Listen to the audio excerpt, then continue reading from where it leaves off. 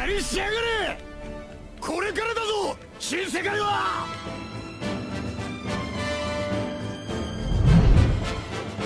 一刀流居合。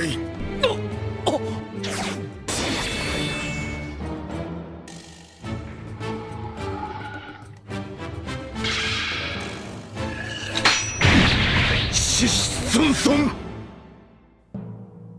Il n'est pas venu jouer aux imbéciles, il est venu pour découper Kaido le plus fort au monde. Bonjour tout le monde et bienvenue au Mon Corvo, voici Kitaro. Et voici Kamaltero. Et bienvenue dans notre analyse complète du chapitre 997 de One Piece. À l'aube du chapitre 1000 de One Piece, le prologue d'Onigashima semble enfin se clore sous le signe d'un règne de violence. Fin du troisième acte de Wano Kuni, la mort de Kaido, nouveau power-up pour Oronoa Zoro et référence culturelle. Si vous pensez avoir loupé des détails cachés dans ce chapitre, ne vous inquiétez pas, on est là pour ça. Alors rejoignez-nous en vous abonnant à la chaîne pour être sûr de ne louper aucune de nos futures vidéos et pour profiter chaque semaine de nos analyses sur One Piece. Quelle excitation, on y arrive enfin, le boss final avec cette île, les nuages, les éclairs, c'est la fin du game les amis, Shishi Son Son, tout est présent, tout est inscrit. Oronoa Zoro. Voilà, on en parle enfin ensemble, mais avant, on a une petite surprise pour vous.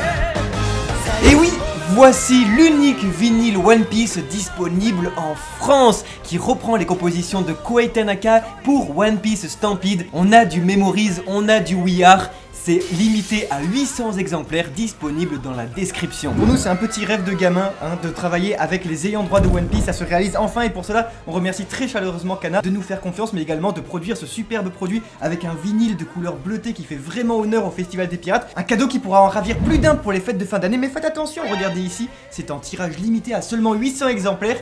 Et ça part très vite. Mais ce n'est pas tout, on vous fait aussi gagner 2 exemplaires du vinyle sur nos réseaux, un sur Twitter et un sur Facebook. Rendez-vous dans la description pour participer.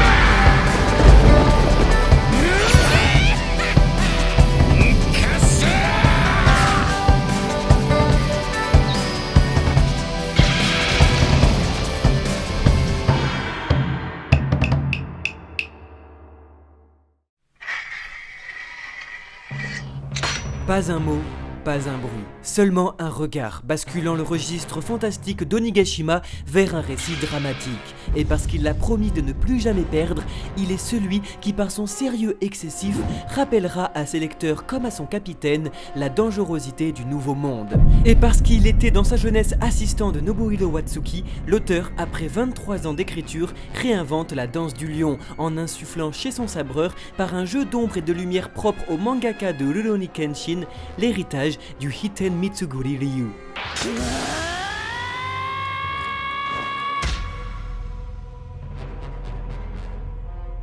Ainsi, sans l'écrire, nous le voyons, et sans le prononcer, nous l'entendons.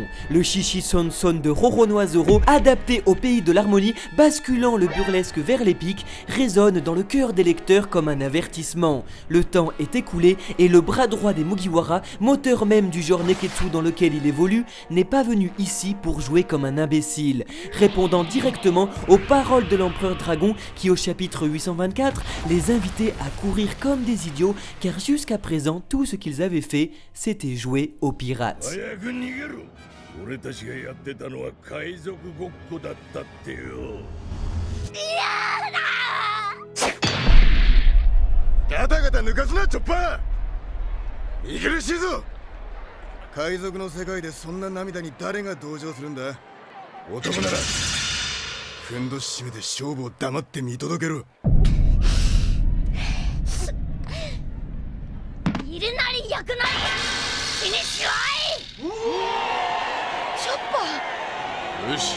Le mangaka appuyant une nouvelle fois la magnifique relation entre l'épéiste et le médecin, attendant chacun l'approbation de l'autre, tout en se faisant toujours confiance. Alors Chopper, depuis le Davy Backfight, prendra exemple sur son grand frère, sévère mais toujours juste, qui lui, jusque dans ses rêves les plus fous, verra en son petit frère d'équipage sa plus grande fierté.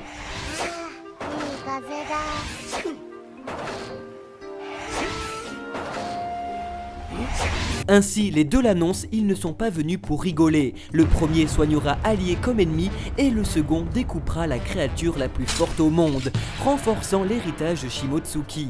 En effet, leitmotiv principal du manga, la transmission de volonté, s'ancre enfin chez Roronoa Zoro, portant la flamme comme la lame de Kuina Shimotsuki. Et ayant promis au chapitre 950 de venger Yasuie Shimotsuki,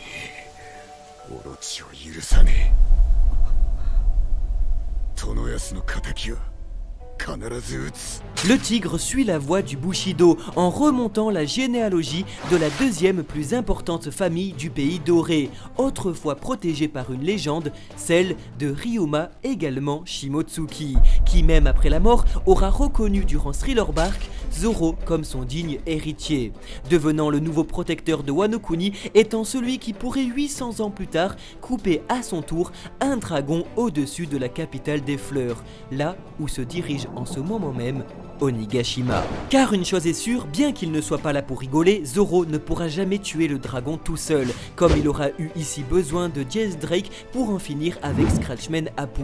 Mais bien que cela paraisse totalement impossible, tout indique à ce qu'il surpasse les fourreaux rouges en non pas transperçant Kaido, mais bien en le découpant. Zoro se doit donc d'infliger une cicatrice aussi profonde que celle infligée par Oden il y a 20 ans.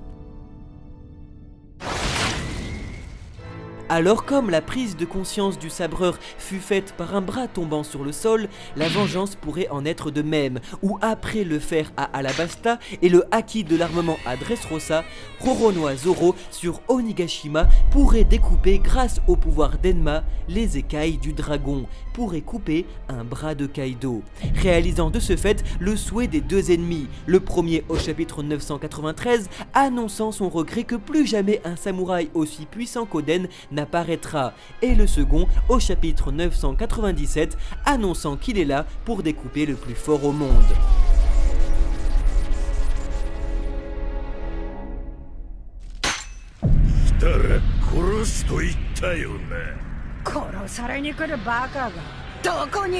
De plus, l'intérêt grandissant de Big Mom pour le sommet du crâne laisse à penser à une possible trahison de l'impératrice qui avant tout cherche à devenir reine et donc à voler le rod poneglyphe de son ancien camarade Rox. Alors tout s'emboîterait parfaitement, héritage Shimotsuki, justice pour Okiku, duel au-dessus de la capitale des fleurs, rôle d'Enma katakaliseur de haki et plus grand samouraï qu'Oden Kuzuki, Roronoa Zoro accompagné de la fourberie de Big Mom, volonté de Monkey D. Luffy, haine de Staskid, rage de Killer et intelligence de Trafalgar D. Waterloo dans un ultime affrontement opposant le Thanos des mangas aux 5 supernovas pourrait trancher véritablement Kaido comme Oden il y a 20 ans.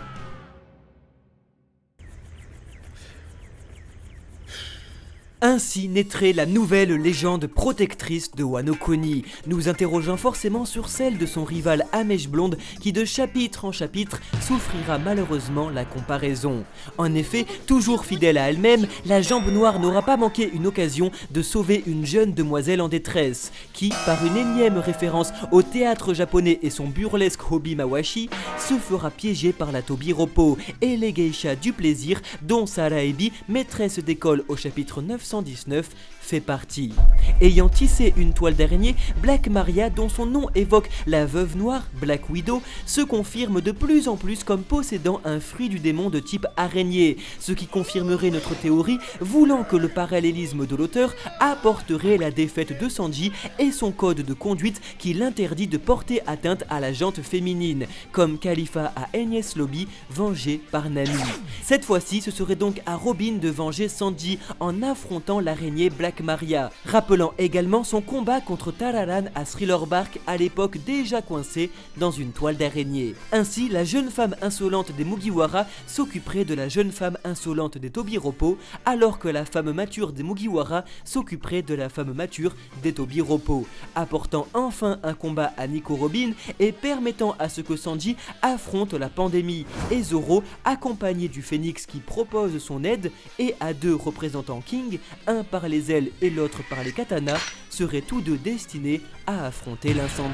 Alors, le futur roi des pirates continue de gravir les étages, saupoudré d'un comique de répétition où les absurdes créations du mangaka prendront une page entière, tout en faisant cette fois-ci ce qui ressemble à une référence à Donkey Kong et au jeu du serpent. Car alors qu'un Smile gorille et serpent attendent tous deux le chapeau de paille, ce dernier empruntera finalement une échelle pour les esquiver et prendre un raccourci, où comme dans les deux jeux se trouvent étage, échelle, serpent et gorille, comme beaucoup d'entre vous nous l'auront fait remarquer. Jinbei, quant à lui, également destiné à quitter Luffy, pourrait rencontrer au 4e ou 3e étage Wuzu, dernier Tobiroppo manquant pour que absolument tous les combats soient établis, permettant une fin du 3e acte au chapitre 999, pour un chapitre 1000 en dehors de Wano Kuni sur la situation géopolitique mondiale pour compléter une nouvelle fois le parallèle d'écriture du chapitre 1000 avec le 100e et donc l'intervention tant attendue du chef des révolutionnaires, Monkey D. Dragon.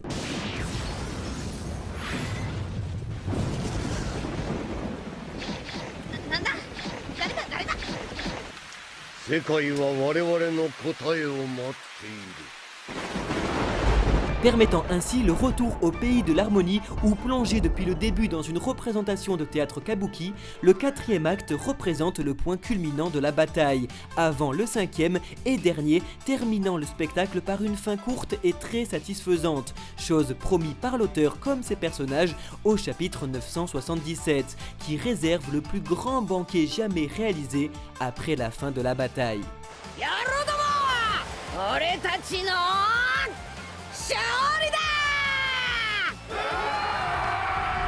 Seulement une condition pour faire la fête était requise, faire tomber Kaido, qui semble lui aussi perpétuer un héritage, celui des tireurs de continents.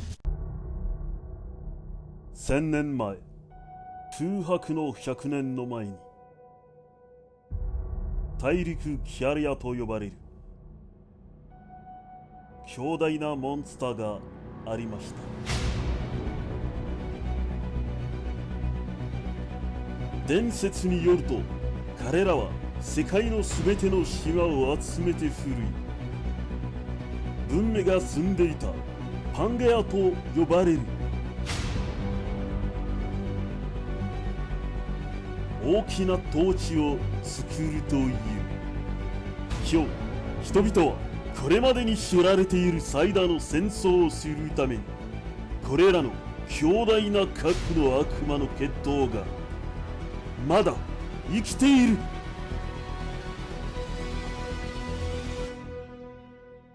En effet, possédant également des cornes, Kaido, qui aurait établi sa demeure dans le crâne même d'un de ses ancêtres, déplace à son tour une île entière. Wano Kuni, composé de 5 régions possédant chacune leur propre climat et séparées par des fleuves, s'expliquerait par le fait qu'il s'agisse en réalité de 5 îles à part entière, séparées non pas par des fleuves, mais bien par l'océan. Chaque région ayant été amenée par un tireur de continent il y a des milliers d'années qui n'aurait pas réussi à tirer la dernière île où il mourut et où aujourd'hui son squelette et katana demeurent, l'île d'Onigashima. De ce fait, Kaido, par son fruit du démon, créant des nuages de feu pour voler comme Momonosuke à Punk Hazard, est en train de terminer ce que cette gigantesque créature avait commencé, créer l'archipel de Wano Kuni, représentation même du Japon, pour y vivre dans un monde de violence.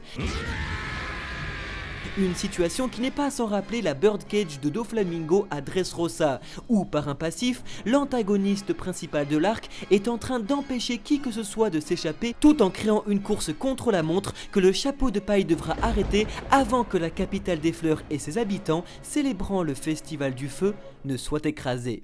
Une démonstration spectaculaire de la part de l'empereur qui permettra premièrement de jouer l'ambiguïté sur un potentiel acquis des rois pour le bras droit du futur roi des pirates qui par sa cicatrice à l'œil gauche et son ambition se veut ressembler au bras droit de l'ancien roi des pirates qui possédait lui le acquis des rois, Silver Riley.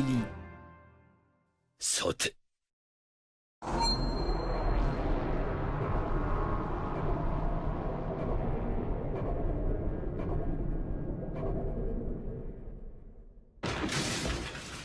Et deuxièmement, permettrait de prolonger le comique de répétition où les pirates de Big Mom remonteraient pour la 3e fois la cascade de Wano Kuni en se dirigeant vers Onigashima qui aurait totalement disparu, confirmant les paroles du Phénix au chapitre 984 qui leur disait « D'ici à ce que vous remontiez, l'époque aura connu un grand changement ». Une disparition d'île entière qui permet de nous interroger également sur le cas de God Valley, où Kaido était présent à l'époque en tant que Rocks pirate et aurait très bien pu déplacer l'île sous l'ordre de son capitaine. Car maintenant, après le Lion d'Or, l'auteur nous prouve que faire léviter une île tout entière dans son manga est bien possible.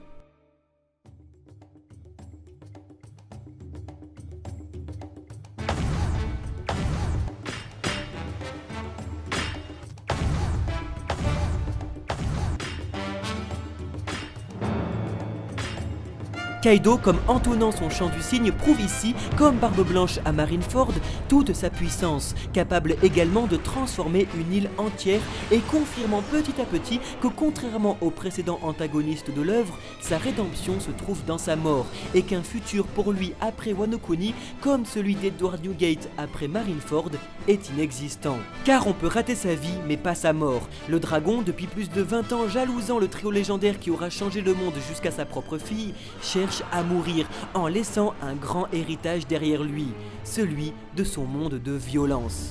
Ainsi, la reine est créée, personne ne peut s'en échapper et parce qu'il en est fini de jouer aux pirates, la plus grande guerre pour le One Piece va véritablement commencer.